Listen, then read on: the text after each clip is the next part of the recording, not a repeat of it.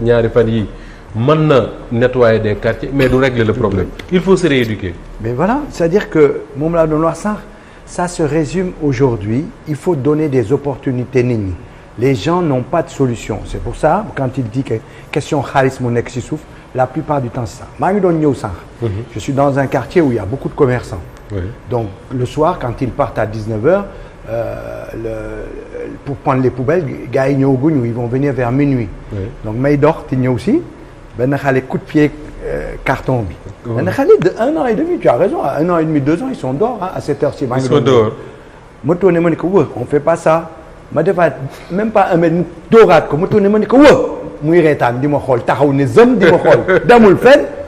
tu vois tu te rends compte que on a man kii sañ ma ko def am à l'âge de 1 an et demi 2 ans ça veut dire que lu mu wax Amadou c'est ça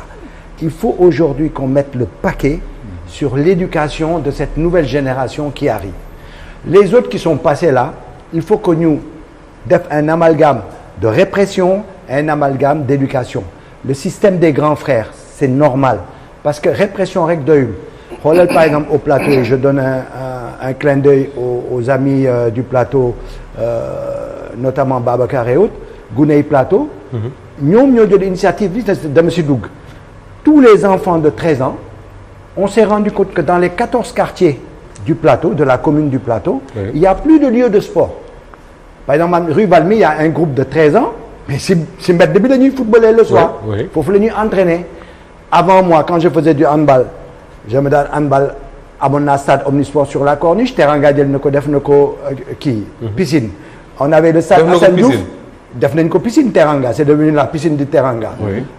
stade Assane Diouf c'est devenu un lieu pour faire du ciment parce que les Chinois qui fabriquent leur grand immeuble à côté ils préfèrent faire leur ciment à côté wàcc stade Assane Diouf jël ko monter def ko juste à côté usine ciment on a pris notre stade kooku Wade ko jaay donc on a organisé pour te dire il y a 15 jours quand on a commencé le premier jour du tournoi quand on a fait le tirage au sort des équipes les 14 ndeysaan sama yaram dafa daw le dimanche matin ma ñëw à 9h tous les 14 quartiers les jeunes étaient venus avec leur maillot taxaw ne dañuy bëgg football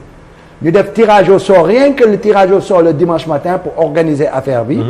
et on en a profité pour faire une intervention pour dénoncer le fait que le stade Assane Diouf on l'a plus dénoncer qu'on n'a plus de lieux de sport et tout ça pour te montrer on veut faire demain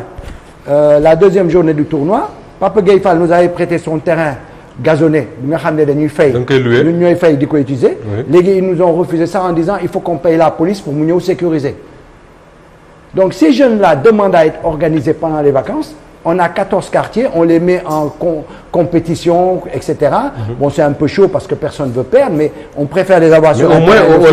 les avez sous la main voilà eh ben on a des énormes difficultés donc qu'est-ce qu'on fait on joue le rôle du grand frère donc le rôle du grand frère dafa am les Babacar et tout ça ce qu'ils font dans le quartier du plateau c'est important parce qu'il y a pas que la réflexion par exemple le fait ñuy këf sa portable même fii l'autre fois je suis sorti de l'émission ma nekk si mbedd bi di wut gars yi ne ma mais yow da nga def wala la ma ne ñu ne mais yëgaatal sa portable bi nga commandé sa taxi ça veut dire këf portable quelle est la réponse de la police à ça zéro on n'a pas de police volante on doit avoir des polices avec des motos